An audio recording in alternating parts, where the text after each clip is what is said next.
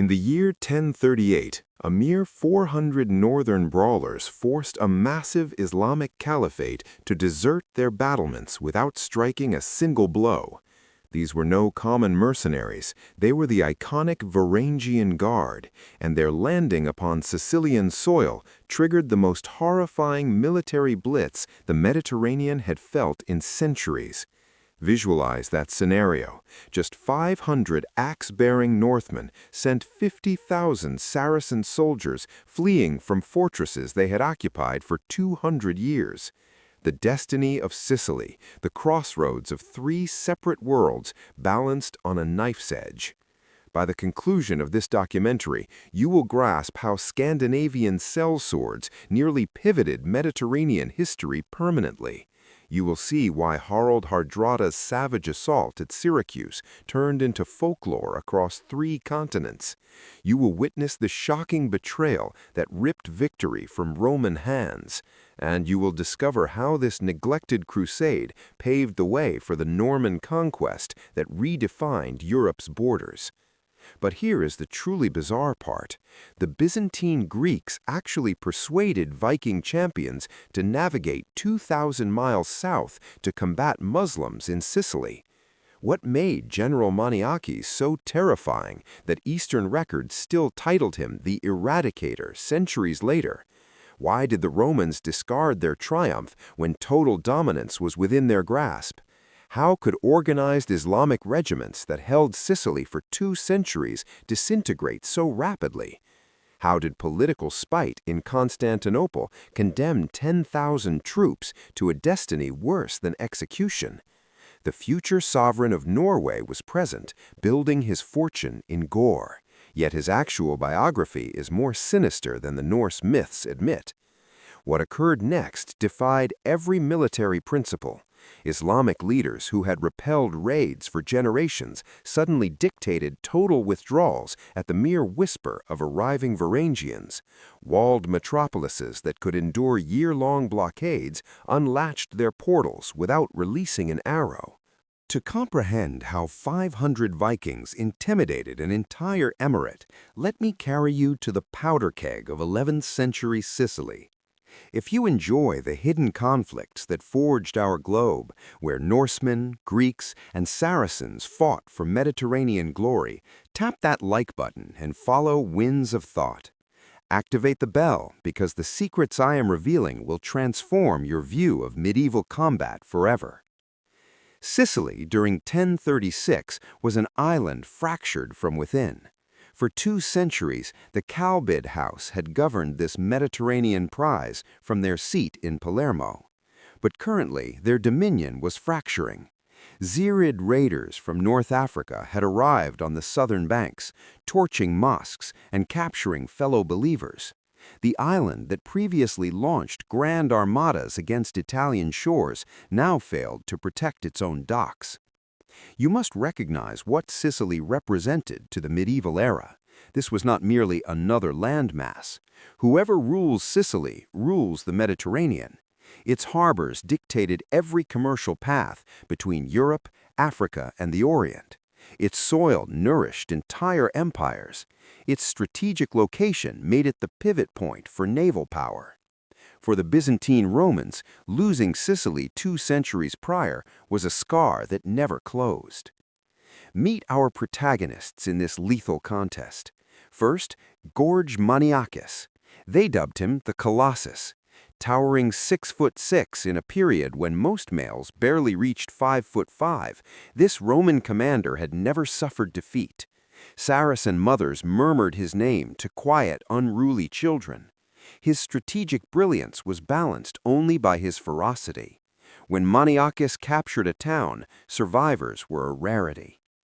Then arrived Harald Hardrada, the Merciless, a 23-year-old Norwegian royal in banishment, serving the guard to build his treasury. The legends depict him as a savior, but the reality was grimmer. Harald had escaped Norway following his siblings' failed coup, and he required wealth, vast heaps of it, to seize his crown. Sicily would provide that riches, one crimson skirmish at a time. The panicked Kalbid leader, Emir Ahmad al-Ahal, committed the terminal error that would end Muslim Sicily.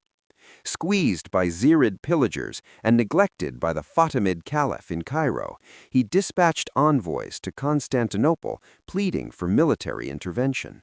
He promised the Roman emperor shared authority of Sicily if imperial battalions would expel the African invaders. But here is the incredible reality. Both the Fatimid Caliphate and the Roman Empire were at their absolute zeniths of influence. This was no conflict between failing cultures. These were global powers with assets that eclipsed anything Western Europe could provide. The Byzantines possessed Greek fire, the medieval world's most horrific invention. They commanded the Varangian Guard, the most dreaded infantry on the planet. They had leaders like Maniakes, who transformed slaughter into high art. Emperor Michael IV sensed a chance. Why split Sicily when he could claim the whole? He commanded Maniakes to gather an invasion group that would not merely push back the Zirids, it would reclaim the entire province. The emirate that requested Roman assistance had just endorsed its own destruction. The strategic weight of this mission cannot be ignored. If Byzantium recaptured Sicily, they would dominate the Central Sea once more. Islamic growth into southern Europe would freeze. The equilibrium of power between the cross and the crescent would pivot violently. This lone island could alter the trajectory of civilization.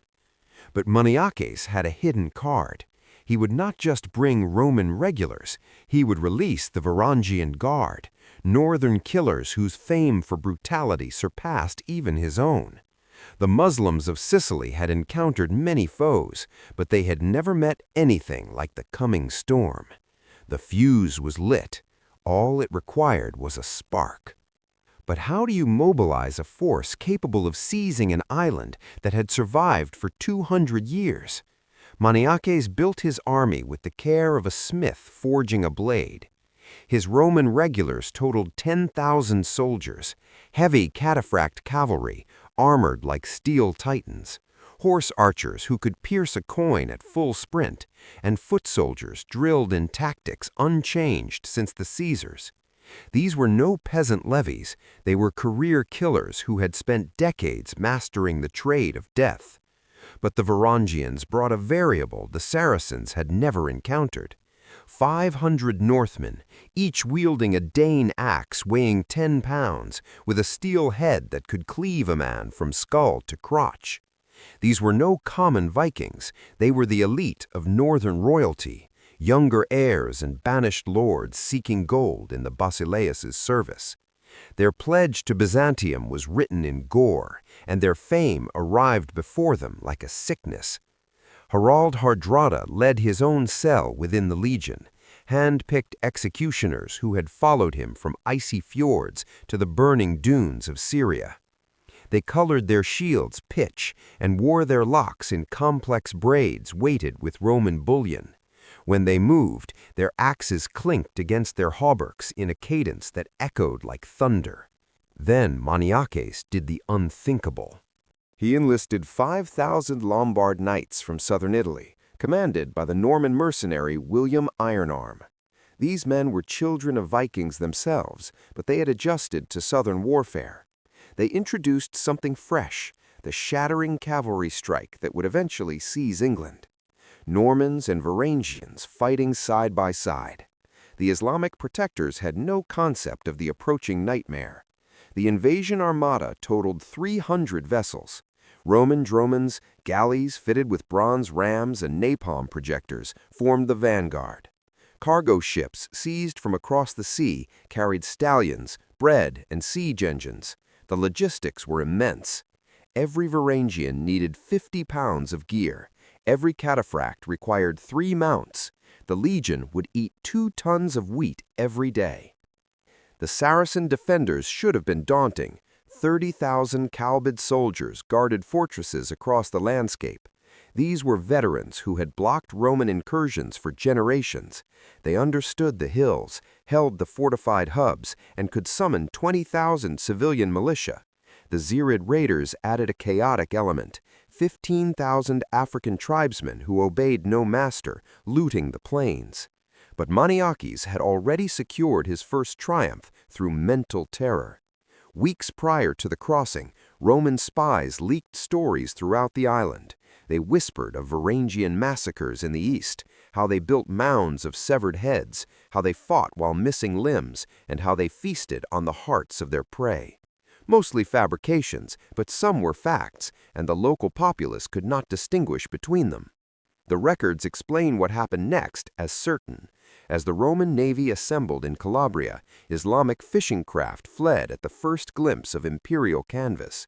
Displaced families flooded toward Palermo with frantic rumors.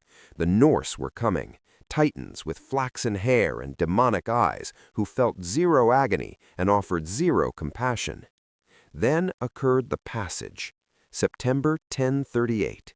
The Strait of Messina boiled with sudden gales.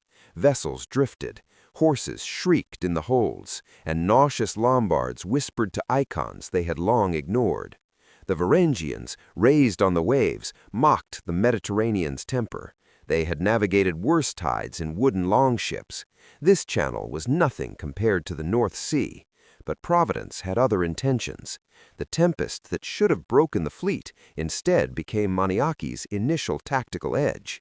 Saracen observers tracking the Roman path assumed the ships had been demolished or scattered. They dropped their guard. When 300 vessels surfaced on the horizon in flawless order, the mental blow was crushing. What transpired in the following 72 hours would resonate through time. The initial Varangian to plant a boot on Sicilian earth was Harald Hardrada himself. Myths claim he kissed his blade and pledged an oath. Before the following moon he would be wealthy enough to purchase a throne or dead enough to dine in Valhalla.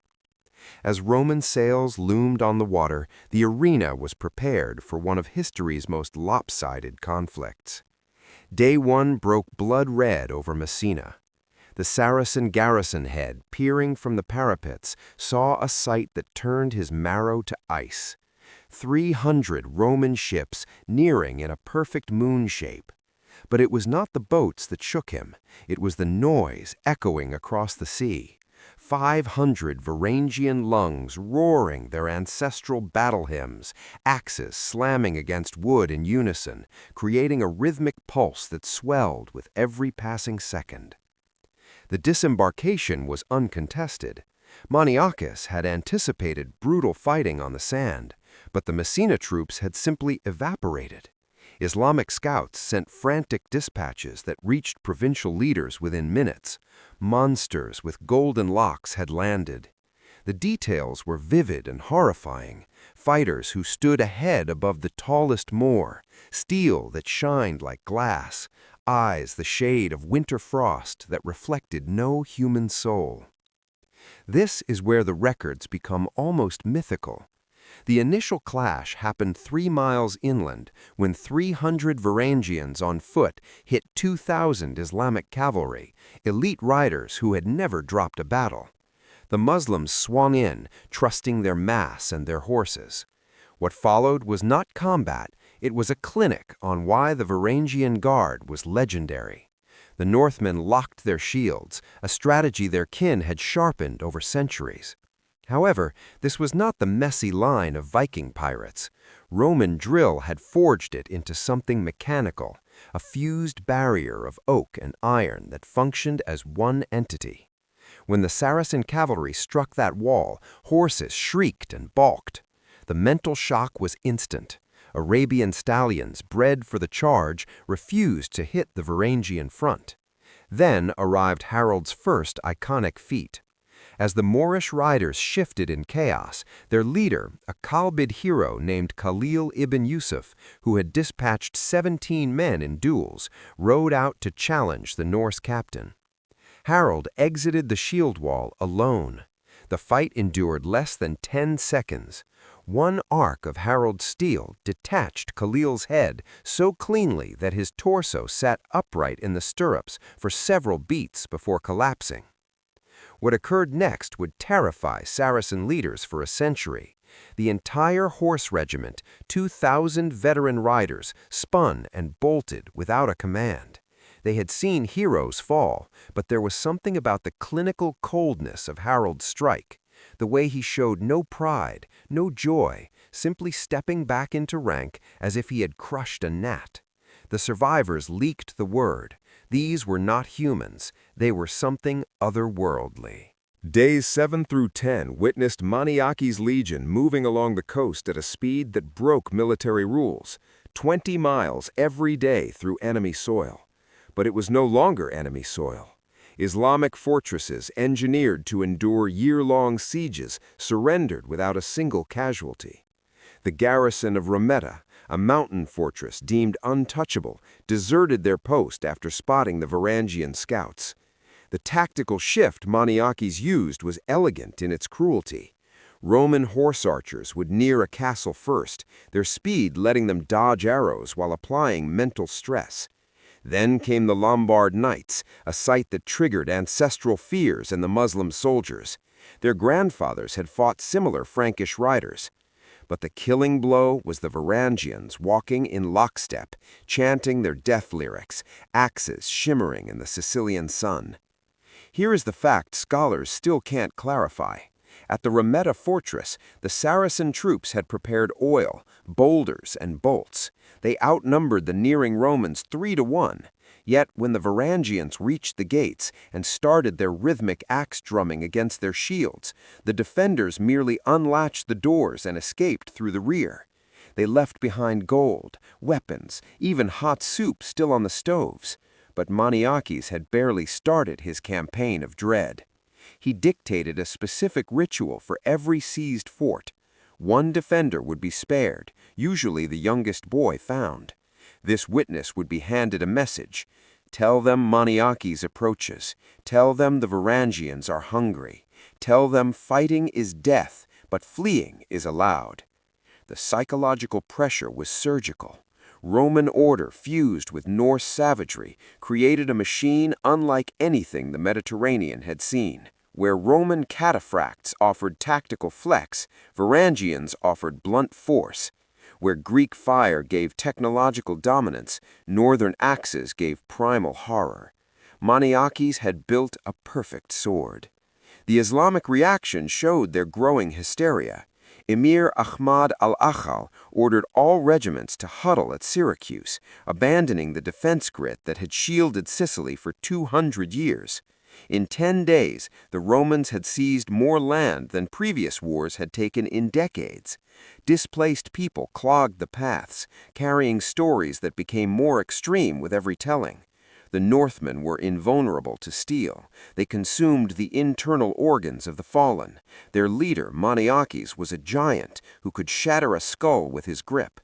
This is where myth separates from history, but the truth was bleak enough. The Roman move was clinical, professional, and totally merciless. Every sun brought news of another castle gone, another troop fled. The war that should have taken years was measured in hours. Then came Syracuse and the engagement that would become legend. Syracuse rose from the coast like a promise of gore. 15,000 men staffed ancient Greek masonry that had blocked Romans and Vandals across 2,000 years.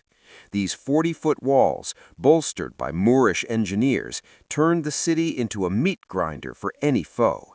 Emir Ahmad had pulled every fighter behind these stones, believing that here the Roman wave would finally break.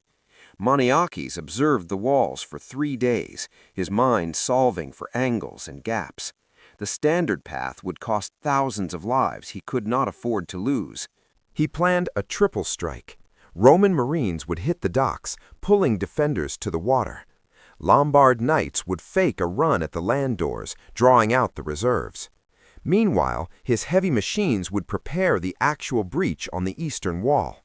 But then the Varangians asked for something that stunned even the general. Harald Hardrada and his lieutenants entered the tent at dusk. They wanted to hit the walls at night, not with the legion, but alone. 500 men against 15,000 behind massive stone. Any other leader would have laughed. Maniakes listened. "Give us one night," Harald stated, his Greek rough but firm. "If we fall, you lose only Vikings. If we win, you take Syracuse without losing a single Roman boy." The bravery was insane. But Maniakes had learned to gamble on Varangian instincts. These men possessed a near magic skill to spot a crack in any wall. What followed would be taught in war schools for centuries. As night draped over the fourth evening, 500 Varangians crept toward Syracuse in total silence. They had blackened their armor with grease, wrapped their steel in rags, and split into small squads. Every group was led by a veteran who had climbed walls from the Baltic to the Black Sea. The moon was dark, offering total cover. Saracen sentries peered at the plains, waiting for the morning charge. They never checked the base of the wall. The first Varangian cleared the top without making a sound, then a second, then 10 more. In 30 minutes, 100 northern ghosts crouched on Syracuse's parapets, waiting to strike. But here is where the tale turns bloody. The signal was not a trumpet. It was the noise of the first sentry dying, a wet rattle as Harald's blade opened his neck. Then chaos exploded. Varangian screams for Valhalla and gore for the All-Father ripped the silence. The mental shock was total. Islamic fighters, jerked from sleep, found the demons from their nightmares standing in their rooms, axes already dripping red. The gates opened not through a ram, but through hysteria. As Varangians cleared the walls with clinical speed, terrified defenders ran for the city core. The door guards, hearing the Northmen above and seeing their friends fleeing, dropped their posts. 20 minutes. That is all it took. 500 men had shattered a defense that should have held for a season. The numbers here are staggering. 15,000 troops broken by 500 raiders who suffered only 30 wounded and 0 deaths. Sunrise showed a city in ruins. Saracen fear had become a reality. The Northmen could not be stopped. Survivors wailed as they ran through alleys filled with refugees. The speed of the fall broke every logic. Walled zones prepared for weeks were dropped in minutes. The city leader, trying to build a stand at the emir's house, found only ghosts. His own guard had vanished. Maniakes rode through gates wide open, Roman flags replacing the Islamic moon without a fight. The palace was hours before noon.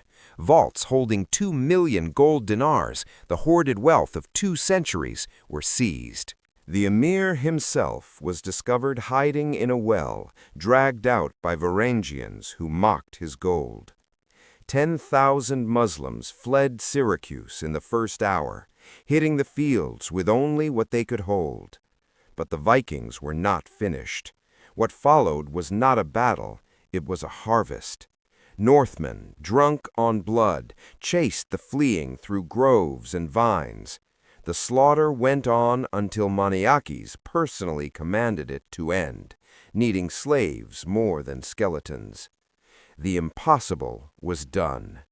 Syracuse, the heart of Muslim Sicily, had fallen in one night to 500 men. The shockwave hit the island like a tremor. If Syracuse fell this fast, what fort could hold? What legion could fight?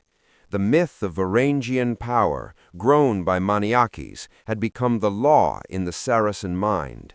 The next 6 weeks saw the total dismantling of Islamic control in the east. Town after town collapsed in a grim cycle. Roman troops arrived. Islamic troops fled. Varangians moved in. Troina, Maniace, Centuripe, citadels that had resisted for 200 years, gave up at the sight of the Black Sun banners. Maniakes tuned his terror with math-like precision. At every seized town, Varangians would behead the commander with one stroke, always in the plaza, always leaving one survivor to tell the tale. The text never changed. Resistance is gore. Flight is freedom. This measured mercy was scarier than a massacre. It gave soldiers a reason to run while making a stand feel like suicide. The stats defined the story. In 42 days, Roman units seized 47 forts. Saracen deaths hit the thousands. Roman losses stayed under 100. The Varangian Guard, the tip of the spear, had lost only 6 men, all to accidents. Their fame was their primary weapon. Islamic forces refused to fight, choosing the road over the axe. But then arrived the clash that would define the era. At Troina, the unexpected happened. 25,000 Muslims, regulars joined by African raiders and citizens, chose to fight. The emir's kin, Muhammad ibn Ahmed, had convinced them that northern power was a lie, that believers fighting for God could win. The stage was set for the medieval world's greatest bloodbath. Troina sat on a peak, its path narrowed through a valley that killed the Roman numbers. Muhammad had picked his spot well. For the first time, Maniakes faced a real hurdle. His spies said Moorish spirit was high, their spot strong, their numbers huge. What happened next would scar both empires. Maniakes did not blink. He had the perfect gear for this spot. The Varangians would be the anvil, the cataphracts the hammer. But first, he would let Saracen hope grow. Occasionally, the greatest wins come from letting the foe think they are winning. Mourning at Troina started with Roman failure, or so it seemed. Maniakes sent his Lombards up the valley in a fake rage, only to have them turn under arrows. Islamic fighters cheered. The heathens were human. A second push, this time by Roman foot, also failed. By noon, Muhammad was sure of the win. Then Maniakes made the move that won him the ages. As the Muslims chased the retreating Romans into the floor of the valley, blinded by pride, 500 Varangians appeared from the rocks on both sides. They had spent the night climbing the peaks, waiting for this second. The trap was shut. What the Moors saw next broke their spirit. Varangians falling from the heights like an avalanche of steel.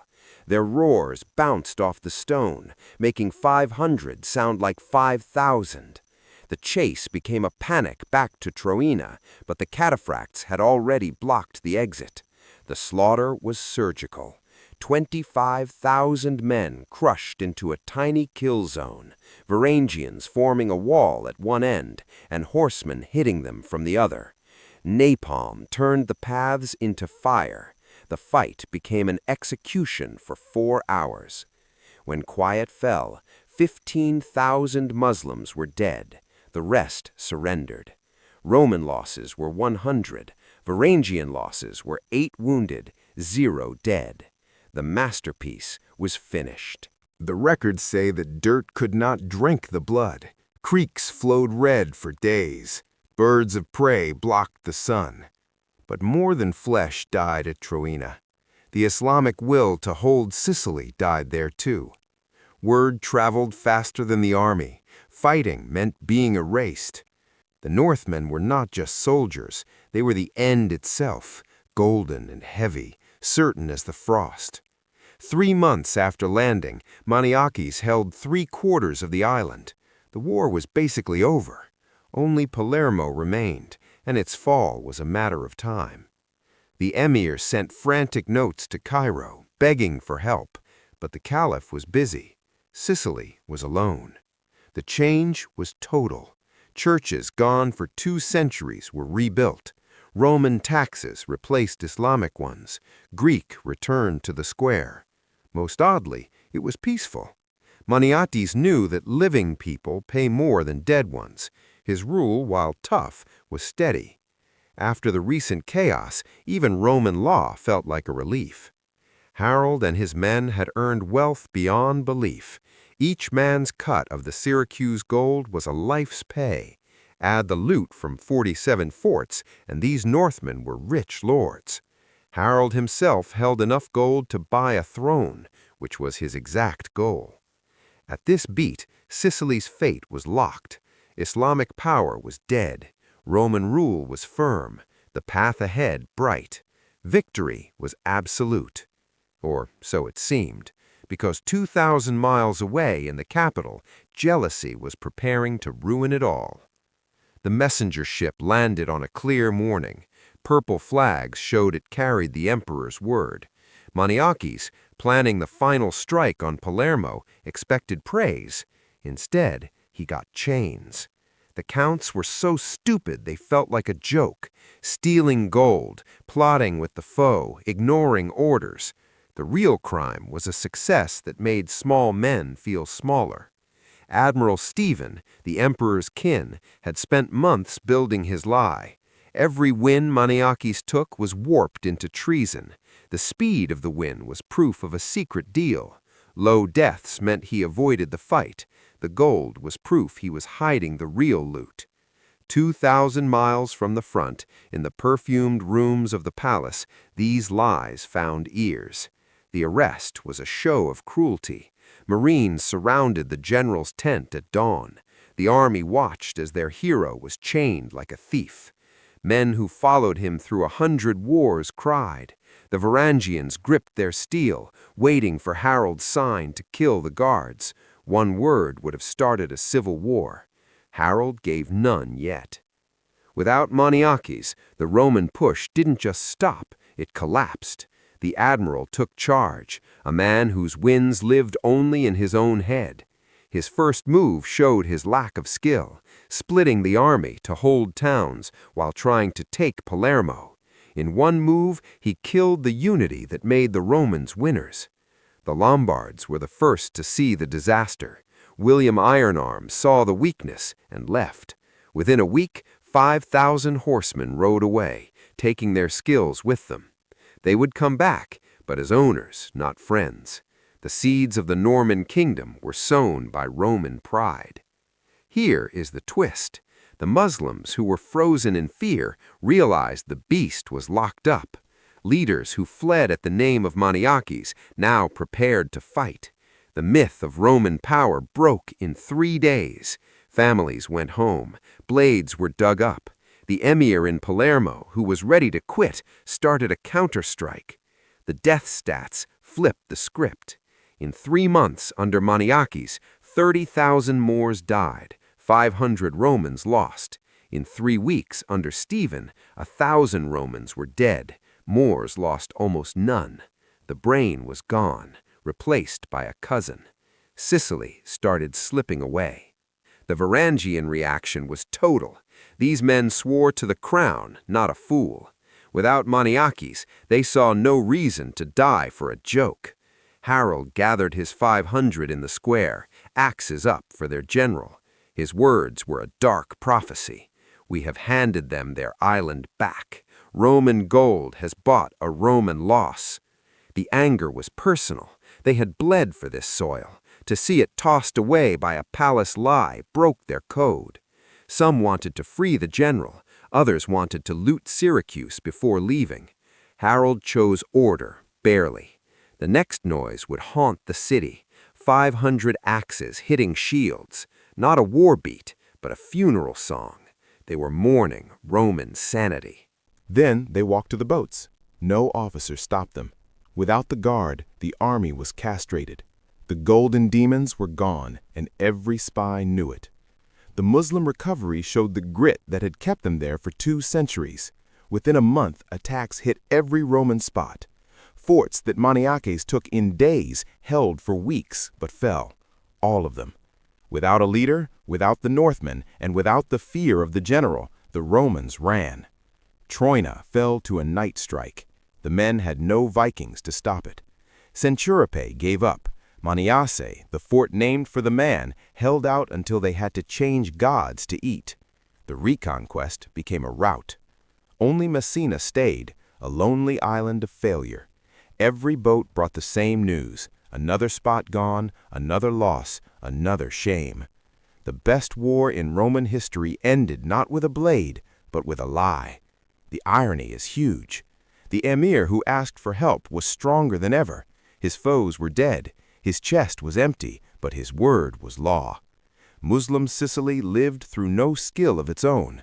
Roman spite did what Saracen steel couldn't. Maniakes would die 3 years later, stabbed in a bad arrest. his brain lost to a lie. The empire that could move Vikings couldn't move itself. 500 Vikings had terrified a world, but they couldn't terrify a bureaucrat. Sicily stayed Muslim, then Norman, because the crown feared its own heroes more than its foes. The axes that split skulls couldn't cut through the red tape of an empire. If you want to see more forgotten history, like this video and join us at Winds of Thought.